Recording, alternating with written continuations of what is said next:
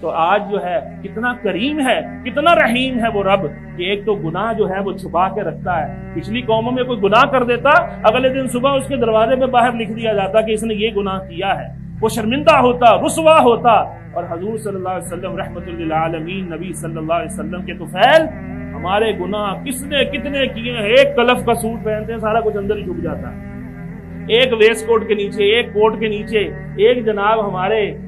Puff کے نیچے کتنی کتنی چیزیں چھپ جاتی ہیں، ہم چھپانے میں ماہر ہیں۔ اور یہ اللہ رب العالمین کا کرم ہے کہ ہمارے گناہ چھپے ہوئے ہیں، وہ مہلت دیتا ہے جب تک سورج مغرب سے نہیں نکلتا، جب تک جان کنی کا تیرے پہ وقت نہیں آیا، گرگرا موت آنے سے پہلے توبہ کر لے۔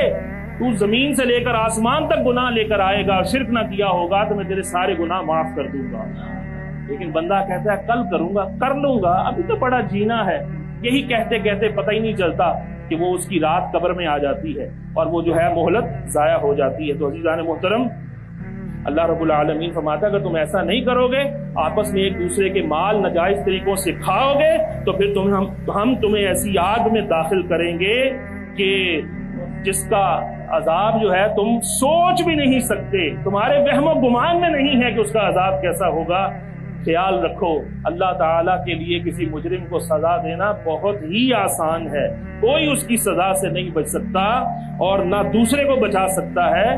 اس کی سزا سے بچنے کی ایک ہی تدبیر ہے کہ چپ کر کے اس کے حکموں پر سر تسلیم خم کرو، اس کی اطاعت کرو، اس کے محبوب صلی اللہ علیہ وسلم کی اتباع کرو، اور جتنے باطل طریقے ہیں، ناجائز طریقے ہیں ایک دوسرے کا مال لوٹنے کھسوٹنے کے، اس کو ترک کر دو، اللہ کی رضا پہ راضی رہو، اور اس بات پر اعتقاد مضبوط رکھو کہ جب تم ماں کے پیٹ میں تھے نا، 4 ماہ کے تھے، 120 دن کا جب جو ہے وہ مکمل ہوا تھا حمل، تو فرشتہ بھیج کر اللہ نے تمہارا رزق لکھ دیا ہے، جو تمہیں ملنے والا ہے وہ اللہ لکھ چکا ہے۔ اب جناب وہ تمہیں ویسا ہی ملنا ہے، چاہے تم حرام ذریعے سے لو چاہے حلال ذریعے سے لو۔ تو اس پر توکل کرو،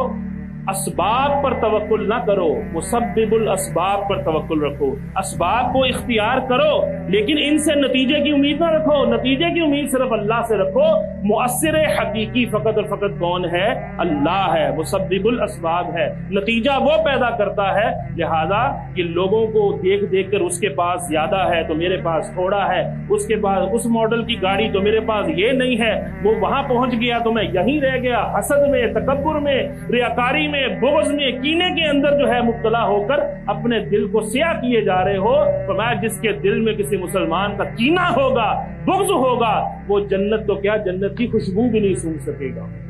تو یہ چیزیں یہ ہمارے باطنی گناہ ہیں جن کی طرف نہ ہماری توجہ ہے، نہ ہمیں علم ہے، نہ شعور ہے، نہ ہمیں اس کا یقین ہے، نہ ادراک ہے، نہ اسباب کا پتہ، نہ علاج کا پتہ، اور نہ ہی کوئی ذہن ہے، جس کی وجہ سے ہم اندر ہی اندر سے گھلی جاتے ہیں